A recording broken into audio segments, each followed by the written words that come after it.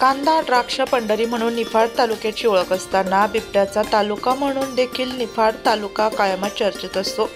नेहमीच इथे बिबट्याने हल्ला केल्याच्या घटना घडत आहे। यावर उपाययोजना म्हणून नागरिकांमध्ये बिबट्या प्राण्याबाबत जागृती होण्यासाठी 1 ते 7 ऑक्टोबर दरम्यान साजरा करण्यात येणाऱ्या वन्यजीव सप्ताह निमित्ताने नाशिक पूर्व वन विभाग व AREAS फाउंडेशन यांच्या संयुक्त विद्यमाने मानव बिबट्या सहजीवन जनजागृती मोटरसायकल रॅलीचे आयोजन करण्यात आले होते।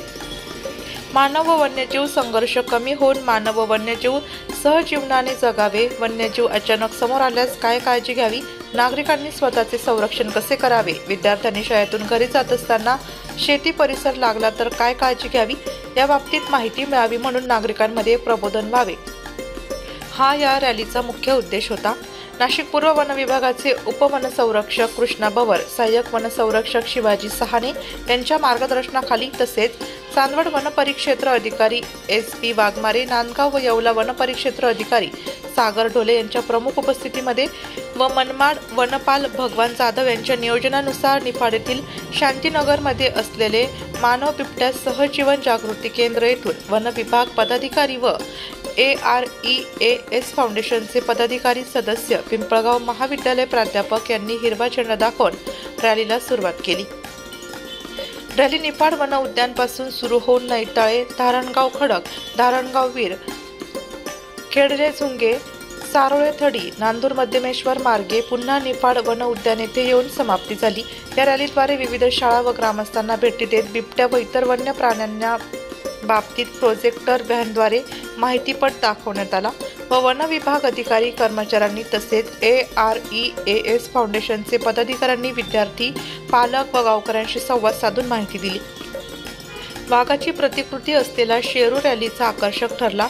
रॅलीसाठी येवला, चांदवड, नांदगाव वन परिक्षेत्रातील वनाधिकारी व कर्मचारी, AREAS फाउंडेशनचे सर्व पदाधिकारी व सदस्य, आधुनिक बचाव पथक, निफाड व येवला सदस्य, मविप्र संस्थेचे कर्मवीर काकासाहेब वाघ, कला, विज्ञान व वाणिज्य महाविद्यालय यांचे प्राणीशास्त्र विभाग प्राध्यापक, विद्यार्थी व विद्यार्थिनी, सिडको नाशिक येथील प्राणीशास्त्र विभाग प्राध्यापिका, विद्यार्थी विद्यार्थिनी, नांदूर मधमेश्वर पक्षी अभयारण्यमधील वन कर्मचारी, पक्षीमित्र, ज्येष्ठ पक्षी तज्ज्ञ, जिल्ह्यातील विविध भागातून आलेले सर्परक्षक, प्राणीमित्र, वन्यजीव छायाचित्रकार, इतर संस्थेचे सदस्य यांनी सहभाग घेतला।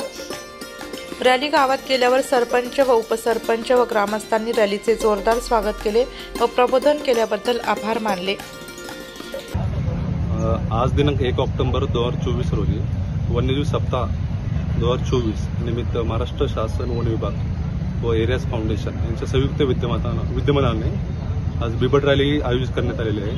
ही बिबट रॅली निफाड वन उद्यान मार्गे नैताळा मार्गे पुढे खेडलजुंगे मार्गे सारोळे तिथून सारोळखेडी तिथून पुढे पुन्हा नांदूर मधमेश्वर आणि त्या मार्गे पुन्हा निफाड वन उद्यान या मार्गे बिबट रॅली आयोजित करण्यात आलेली आहे। सदर रॅलीचा मुख्य उद्देश हा मानव आणि वन्यजीव हा संघर्ष टाळण्यासाठी लोकांमध्ये जनजागृती करणे हा उद्देश आहे। या रॅलीमध्ये प्रामुख्याने AREAS फाउंडेशन यांच्यामार्फत ही आणि वन विभाग नाशिक पूर्व यांच्यामार्फत ही रॅली आयोजित करण्यात आली आहे। या रॅलीमध्ये सिनियर पक्षीमित्र, छायाचित्रकार, त्याचबरोबर केकेवा कॉलेज पिंपळगाव बसवंत यांचे विद्यार्थी या रॅलीत सहभागी झालेले आहे। आणि ही रॅली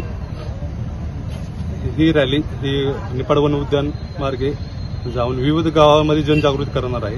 जनजागृती करून मानव वन्यजीव संघर्ष टाळण्यासाठी कोणत्या उपाययोजना केल्या जातील, यामध्ये नागरिकांचा मेन उद्देश काय आहे, नागरिकांची जबाबदारी काय आहे, आपल्या पुढे जर बिबट हा वन्य प्राणी किंवा इतर वन्य प्राणी पुढे आला तर त्या संदर्भात कोणती आपण दक्षता घ्यावी आणि कोणत्या गोष्टी कराव्यात, कोणत्या गोष्टी करू नये याबाबत जनजागृती केली जाणार आहे।